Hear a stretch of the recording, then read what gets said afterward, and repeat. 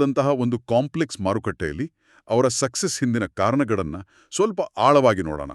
ಖಂಡಿತ. ಆ ಇಂಟರ್ವ್ಯೂನಲ್ಲಿ ಅಂದ್ರೆ ಅಮೆಜಾನ್ ಇಂಡಿಯಾ ಹೇಗೆ ಶುರುವಾಯಿತು, ಆಮೇಲೆ ಸಣ್ಣ ವ್ಯಾಪಾರಗಳಿಗೆ ಅವ್ರು ಹೇಗೆ ಸಪೋರ್ಟ್ ಮಾಡ್ತಿದ್ದಾರೆ, ರಫ್ತು, ಆಮೇಲೆ ಕ್ವಿಕ್ ಕಾಮರ್ಸ್, ಎಐ ಬಳಕೆ, ಅವರ ವೃತ್ತಿಜೀವನದ ಫಿಲಾಸಫಿ, ಹೇಗೆ ತುಂಬಾ ವಿಷಯಗಳಿವೆ. ಇವೆಲ್ಲವನ್ನು ಒಟ್ಟಿಗೆ ನೋಡಿದಾಗ ಒಂದು ಪಿಕ್ಚರ್ ಸಿಗುತ್ತೆ. ಹೌದು.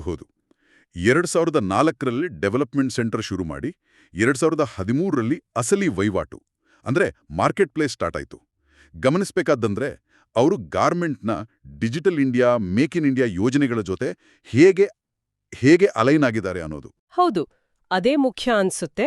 ಬರೀ ಬಿಸ್ನೆಸ್ ಅಲ್ಲ, ದೇಶದ ಒಂದು ವಿಷನ್ ಜೊತೆ ಹೋಗ್ತಿದ್ದಾರೆ.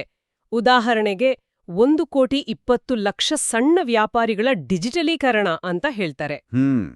12.4 ಮಿಲಿಯನ್. ಆಮೇಲೆ 14 ಲಕ್ಷ ಉದ್ಯೋಗ ಸೃಷ್ಟಿ. ಮತ್ತೆ ಇದು ರಫ್ತು, ಸುಮಾರು $13 ಬಿಲಿಯನ್ ಮೌಲ್ಯದ ರಫ್ತಿಗೆ ಸಹಾಯ ಮಾಡಿದ್ದಾರೆ. $13 ಬಿಲಿಯನ್, ಅದು ದೊಡ್ಡ ಮೊತ್ತ. ಭಾರತದ ಒಟ್ಟು B2C ರಫ್ತು ಇದೆಯಲ್ಲ, ಪೆಟ್ರೋಲಿಯಂ, ಜ್ಯುವೆಲರಿ ಬಿಟ್ಟು, ಅದರಲ್ಲಿ ಇದು ಸುಮಾರು 3% ಅಂತೆ. ಹೌದು. ಇದು ವಿಕಸಿತ್ ಭಾರತ್ 2047 ವಿಷನ್ಗೆ ಅವರ ಕಾಂಟ್ರಿಬ್ಯೂಷನ್ ತರ ಕಾಣಿಸ್ತೆ. ಸರಿ, ಈ ಸಣ್ಣ ವ್ಯಾಪಾರಗಳ ಸಬಲೀಕರಣದ ಬಗ್ಗೆ ಇನ್ನಷ್ಟು ಮಾತಾಡೋಣ. ಇ ಕಾಮರ್ಸ್ಗಿಂತ ಮುಂಚೆ ಅವ್ರಿಗೆಲ್ಲ ವಿತರಣೆ, ಮಾರ್ಕೆಟಿಂಗ್ ಎಲ್ಲ ದೊಡ್ಡ ತಲೆನೋವಾಗಿತ್ತು ಅಲ್ವಾ? ಖಂಡಿತ.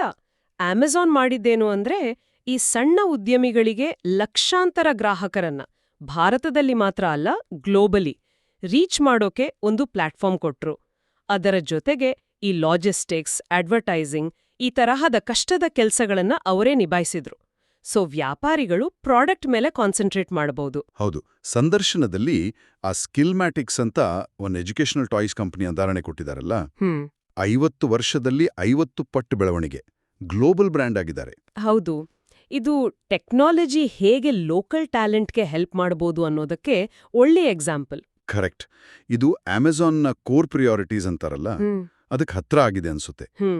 ಜೆಫ್ ಬೇಜೋಸ್ ಅವರ 3 ಮುಖ್ಯ ಪಾಯಿಂಟ್ಸ್ ಗೊತ್ತಲ್ಲ: ಜಾಸ್ತಿ ಆಯ್ಕೆ ಅಂದ್ರೆ ಸೆಲೆಕ್ಷನ್, ಕಡಿಮೆ ಬೆಲೆ ಅಫೋರ್ಡಬಿಲಿಟಿ, ಮತ್ತೆ ವೇಗದ ವಿತರಣೆ ಸ್ಪೀಡ್.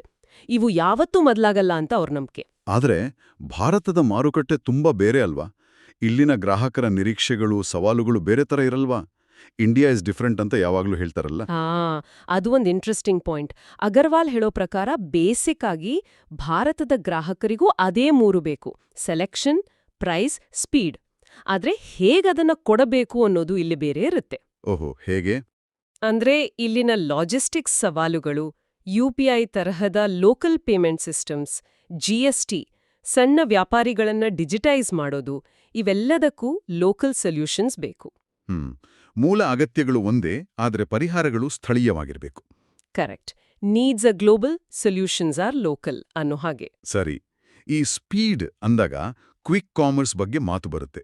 ಅಮೆಜಾನ್ ಈ ಕಡೆ ಏನ್ ಮಾಡ್ತಿದೆ? ಈಗ ಗ್ರಾಹಕರಿಗೆ ಎಲ್ಲ ಬೇಗ ಬೇಕು.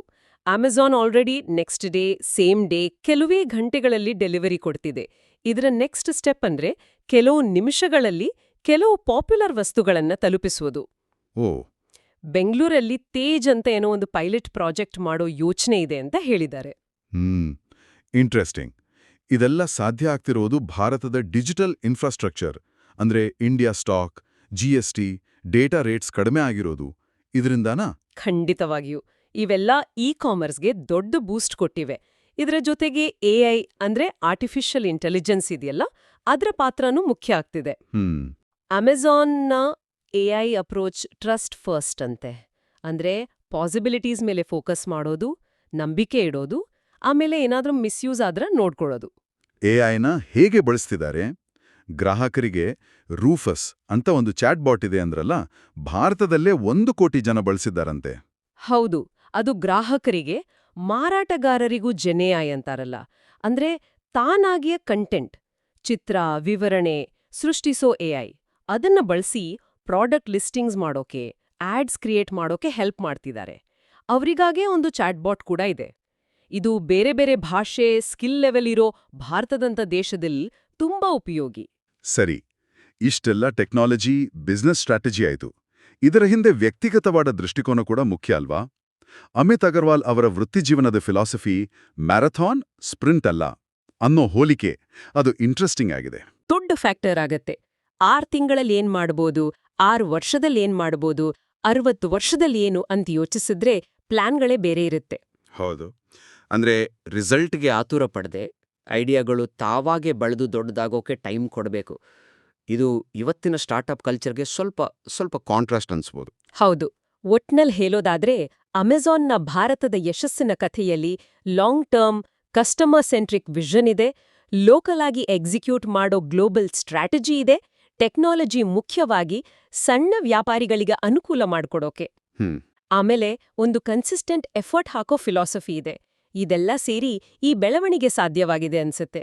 ಸರಿ, ಹಾಗಾದ್ರೆ ನಮ್ಮ ಕೇಳುಗರಿಗೆ ಯೋಚಿಸೋಕೊಂದು ವಿಷಯ ಕೊಡೋಣ.